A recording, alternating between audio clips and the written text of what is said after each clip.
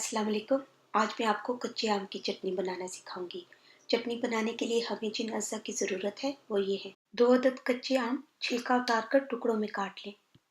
5 अदद लहसुन के टुकड़े, 1 चौथाई चाय का चम्मच नमक या आप हस्बे ज़ायका भी डाल सकते हैं। 15 से 20 पुदीने के पत्ते, 3 से 4 अदद हरी मिर्चें, 1 चाय का चम्मच साबुत ज़ीरा। अब फ्राइंग पैन में कच्चे आम और ज़ीरा डालकर हल्की आंच पर 3 मिनट के लिए पकाएं। पकाते वक्त वक्फे वक्फे से इसमें चमचा चलाते रहें और 3 मिनट के बाद आंच बंद कर दें। फिर इन्हें रूम टेम्परेचर पे ठंडा होने दें। अब कच्चे आम, ज़ीरा और बाकी की तमाम अज्जा को ग्राइंडर में डाल दें। तमाम अज्जा डालने के बाद इसमें थोड़ा सा पानी डालें और इन्हें ग्राइंड कर लें। अब चटनी तैयार है।